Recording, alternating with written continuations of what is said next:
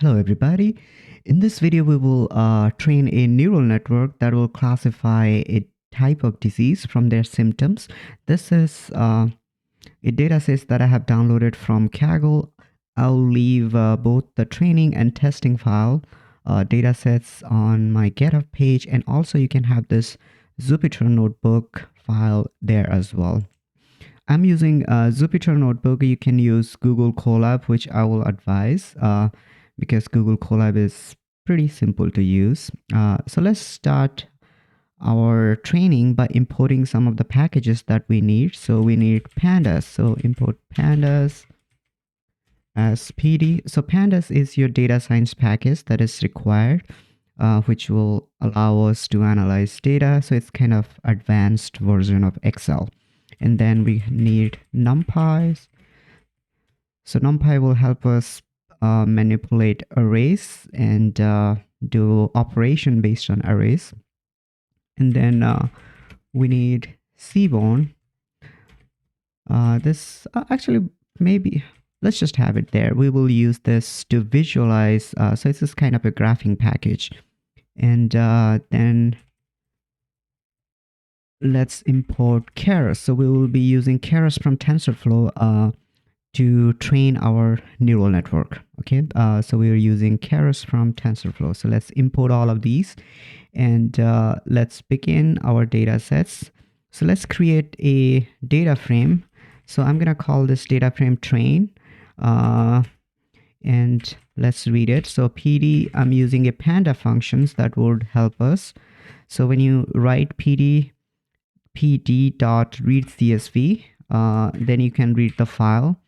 So you can read it by providing the file path. So my file is disease training, disease testing. So these are the two things that I will need. So let's use the training, disease training CSV, and let's look at the data sets. So maybe let's do both of them. Let's read both of them. So read CSV function will allow us to read. So you can read any type of file you want. So right now these two files are in the same folder where my Python notebook is. Okay, so that's why I would be able to do it. You just have to, otherwise you just have to provide the exact path length. Okay, so we are good to go. So let's look at read this.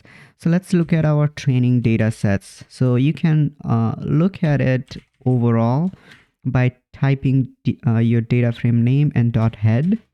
So you can see it will show you the first 5 rows. So we have first 5 rows. So it has and it has 134 columns. So let's look at what are these columns are. So we have some of the symptoms: itching, skin rash, skin eruptions, and 1 means you have present, 0 means you have absent. So it's already binarized. And if you go all the way, then we have our prognosis column, which tells us what type of disease you may have. And you notice here it has a some unnamed 133 column right there with not available. So this is something you gotta get rid of from your column. Okay, let's get rid of that one. So we can get rid of this column by drop data frame.drop. So columns equals to, so we want to get rid of our unnamed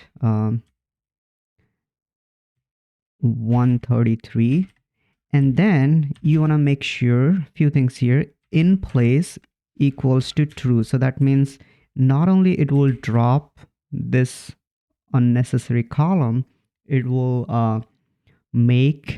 replace the original data frames. Okay, so we can check if we have actually done it. So we can do data frame head. Let's see, we just want to see the first 3 rows. You can enter that. If you want to see first 10 rows, you can enter 10.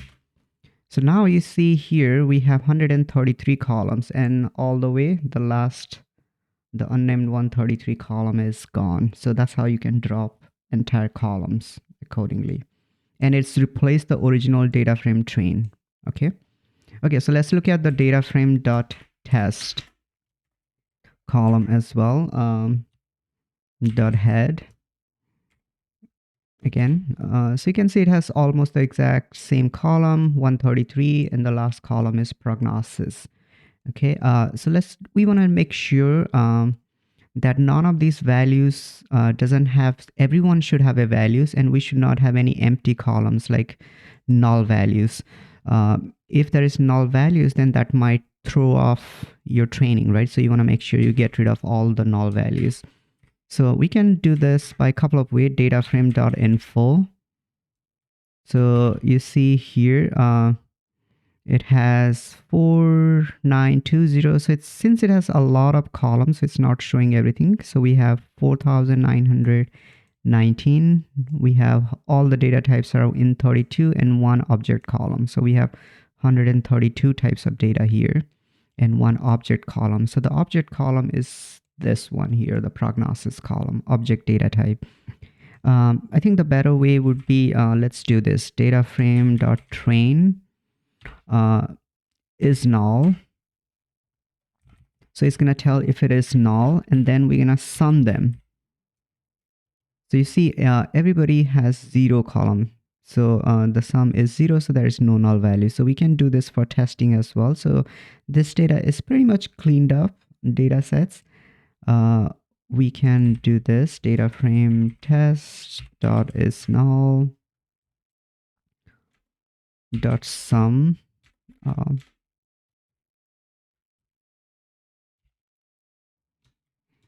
And we see everything is 0. All the numbers are 0 here. Anyways, so our data set is pretty clean. The only thing that we need to change is this one. So here, so you see here the prognosis column. So let's find out data frame. So you can access the column by, we can access the column by putting square bracket and data frame prognosis. Hopefully my spelling is correct. Prognosis. Yeah, sounds about right.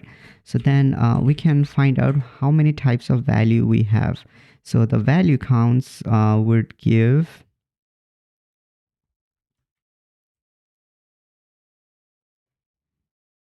oh, not data frame. Oh, it's gonna be data frame train. Okay, so data frame dot train prognosis value counts. So you can see we have all the different type of diseases we have here, and they all have 120 types of 120 data sets. And so let's convert all these numbers into a label. So obviously we cannot train them based on object type data so let's convert this into a label. So let's add a label. So we can do that from scikit-learn. So let's do this from sklearn dot preprocessing import label encoder, and let's import this. Let's create an instance of that one, le equals to label encoder, and let's do this. So let's do for both of them. So data frame train, and the prognosis column is gonna be le, so it's via label encoder dot fit transform. So what it's gonna do is it's gonna take all these values from the prognosis column and create label for them, fit transform. So when you do that, you have to provide which data sets you want to do. So data frame dot train and prognosis. Okay, so it's taking the data frame train prognosis column and encoding a label and replacing that previous column with this one. So you can check now data frame train dot head. Let's look at the first 5 rows, and if we go over here, so now you can see all the prognosis column is replaced by numbers. So fungal infections and everything's were replaced by prognosis column. Okay, le dot fit transform. So let's look at what is the max here. So what is the maximum value here? How many label we have here? We could count here individually, but we could do this very easily. So you can say data frame train prognosis dot max.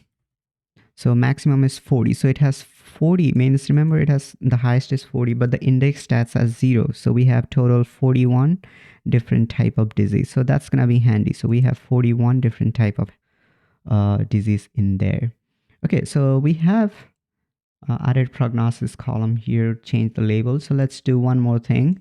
Let's do this for testing as well. So df dot test. So df dot test, and we want for the prognosis column, and then we want change this to, okay, so this time you don't want to do fit transform, instead you want to do transform, because it's already fitted with this training data set, so you don't want to change that one. If you want to make sure you have the exact same number of disease, so we want a same label. So le dot transform, we're going to transform our df test prognosis column, and you can change df test df test dot head, and we can check the first three. So the last column is gone. Now it's replaced by 15 4 16s. All right, so that's pretty much all we have here, 15 4 16. So let's look at the testing one here. Okay, so this is the testing. So fungal infection is 15, allergy is 4, GERD is 16. So when this label encoder does, it goes alphabetically. You can find le dot find all the classes. So it goes alphabetically. So these are all the classes that we have in here. Okay, so let's move on. So we have converted label, we have converted disease name into label. So next thing is, let's create the x and y variable. So let's create x train data set. So because it's the data frames are already splitted, it's gonna be we're not gonna be using trend test split. Instead, we have to do this manually. So let's do this. So our x train would be data frame train dot drop, and what we're gonna drop is columns equals to prognosis. So what we did here, let's go back here. So let's look at the training data sets here. So our training data sets would be all this column here except the prognosis column.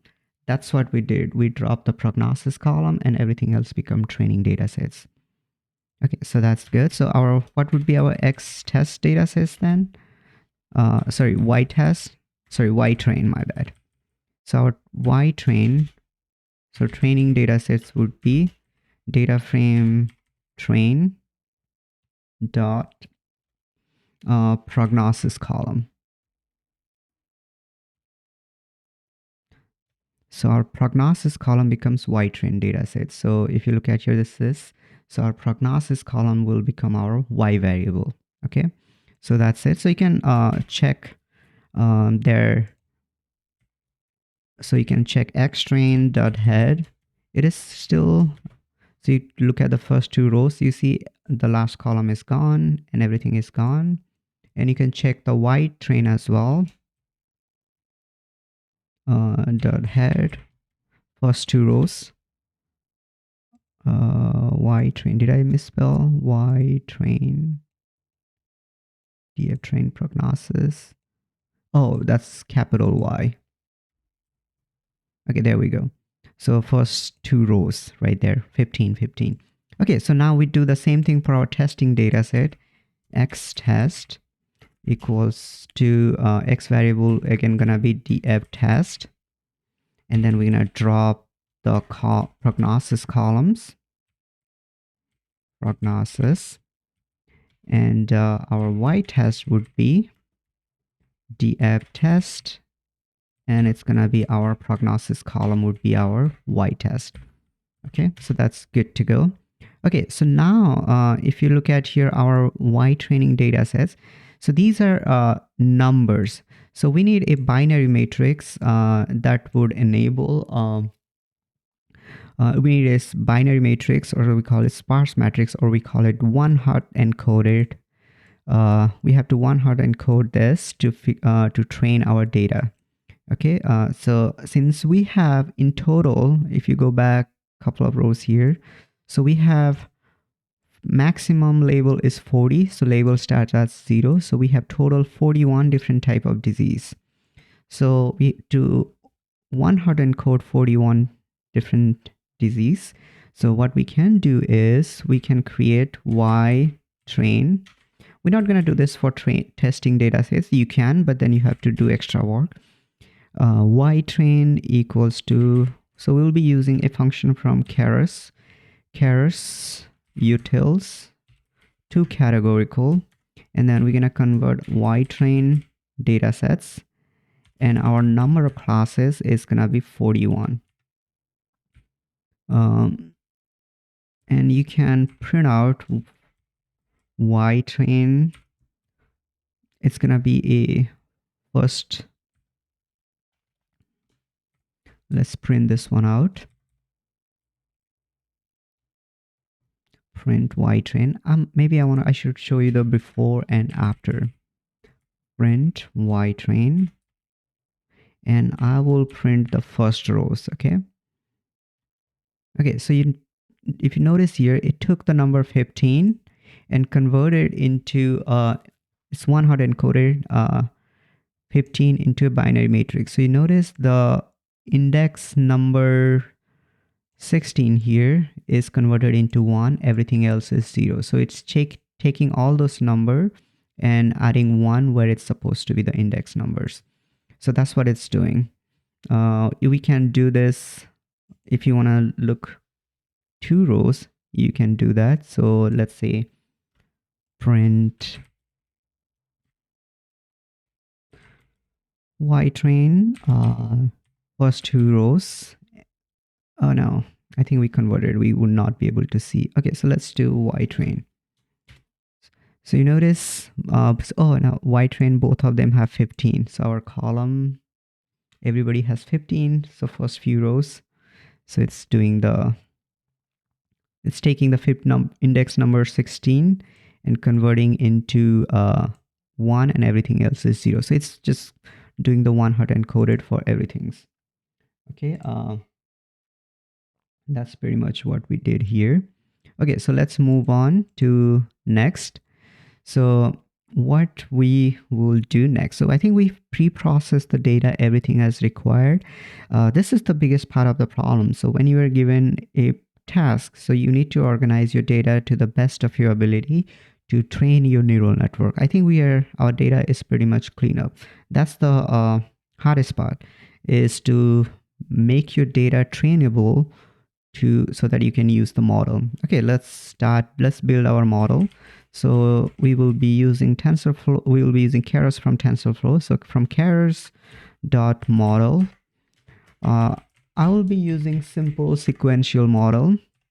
Let's import some layers. Again, this is a very basics neural network. So we will be using dense layer, and also I will use dropout to stop from overfitting. Yeah, so those are the 2 things. So let's create model. Let's create a model. So we are building a sequential model. So let's add layer after layer. So the first layer is going to be input layer. So model.add, and that input layer would be a dense layer, and how many units we want. You can put any number you want here. Just test. I'm doing 32. It's not a big data set, and it's not a big neural network, so it should be okay. I have 32. uh, units here in this layer. And then we need our activation function. So we will be using ReLU activation functions, and also input shape. Input shape. So our input shape would be here. So you need to provide what is the datasets type, not type, like how many datasets we have. So if you notice, we have all these are going to count as input. So you're training on all of these columns. So you're going to find out how many columns we have. So that would be, so you can easily, you don't need to calculate this. You can easily do this. So you look at the xtrain dot shape, and this would be your last index. So your last index, whatever that is. So that's how many inputs you want. Okay. So that's your layer number one. So if you want, you can go above xtrain dot shape. So if you notice it, we have 4920 number of rows and 132 parameters. That's how many type of symptoms we have. So we are just, by putting index -1, we are just accessing the last number 132. So when you put -1, it's just accessing the last number from your series, from your list. Okay. Okay, so now we are good. So let's add model.add. Let's add your first hidden layer. So that was our input units. I'm just putting, keep it simple, 32, and we'll be using activation function ReLU. And we don't need to add any more input shape anymore because it's gonna connect it to the previous one. I will add another one here. So this one would be a dropout layer, and I'm gonna drop out 25% of my, randomly I'll drop out 25% of my data. Okay. And then and this, we could have just one hidden layer here, and then we could have would have your output layer. I think that would have been okay, but that would be shallow learning, right? So we have only one hidden layer. That won't be a deep learning. So let's add another one. That might be a overkill for this model, but let's just add another hidden layer. So that's going to be dense layer. And again, you can choose whatever you want, number of units, how many would, what would be width of your layer. So this is the layer 2. And then activation function, again, we'll keep it ReLU. And I will add a dropout layer here as well, so that we won't stop overfitting. So we will stop overfitting, my bad. 0.25. Oh, come on, I keep typing 0 SO. Okay, so we have all 2 hidden layers with 32 units in there. And final would be our output layer. So again, output layer will be a dense layer as well, and this time units is gonna be 41. So remember, our num classes were 41 because we have 41 different type of disease and we want to find out, and that's why units is 41. And activation function here is gonna be ReLU. Not ReLU, my bad, softmax. So yeah, that's our model. Looks good. Let's compile the model. That's what we gotta do. Model.compile. And you need to have few things when you compile. So optimizer, we will be using Atom optimizer with different default learning rate. We also need a loss function. So we will be using categorical cross entropy. Be mindful for typos here. I have done that many times. Categorical cross entropy. Yep, looks good. Again, because it's categorical cross entropy, because we have different categories, and our output can only be one of those numbers. And next thing is metrics. And our matrix is going to be accuracy. All right, so I think we are good to go. And let's summarize our model. Again, it's going to be a very small model. It will be very easy to train. So you see only 7,721 parameters. You can do this with any PC. You don't need any advanced computing power. It will barely take any times. All right, so we are good with our model. Let's train our model. So we can do that. Model.fit, and we'll fit using xtrain, ytrain. Batch size, how many data sets you want to pass at a time. You can, since it's a very small number of parameters, my computer can handle easily thousands, a bit more than that. You don't need to provide, you can do more than that. Since we don't have too many data sets, only 4,920 data. Okay, and epochs, how many epochs we want to train. So epochs is basically telling us how many times you want to pass this data sets through the model.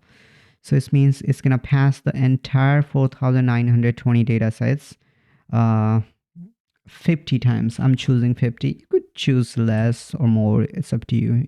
More means overfitting. We'll see. And last thing I want to see is verbose is 2.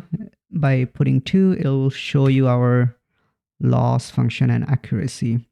So you see our accuracy started with 2%, then it's keep increasing 91% now. Okay, so we are now on the 91%. Let's see if we add 2 more times.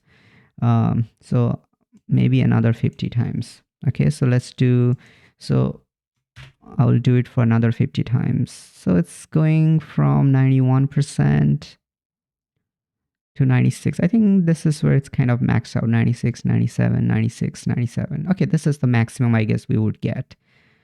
Okay, so I think we overfitted. We could have stopped around 75 maybe. All right. Okay, so let's find our predictions, right? So prediction equals to model.predict. And we're going to be using our X test. Okay, so here is, let me print our predictions. And I'm not going to print everything. I'm just going to print first rows of the predictions. Okay, so you see you get a bunch of number like this. All right, so we got to convert this number into the format that we have here. So if you go back here, so we want this format, it's binary format, 0 or 1, that nothing here looks like that, right? So we got to convert that into that format. So we can do that by something called argmax. So we can create predictions. So it will take this number and find the index on which it is maximum, and then convert that into a number. Okay, so predictions equals to np.argmax. And we want to operate this on our previous predictions. We are making a new predictions. Well, not making a new prediction, but we are just converting our actual prediction into a proper data sets where we can find the label. Okay, and then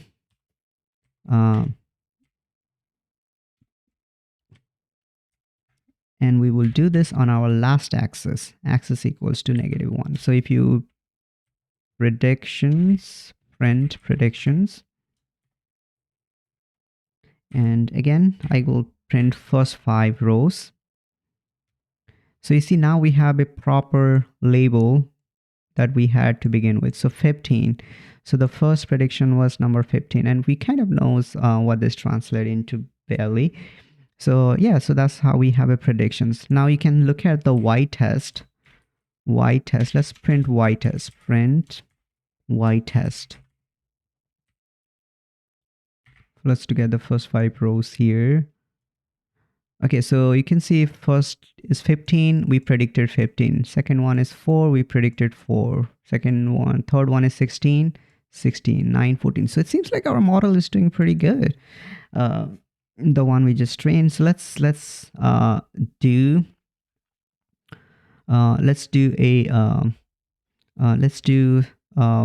accuracy score. Okay, so Scalan from scalan dot metrics.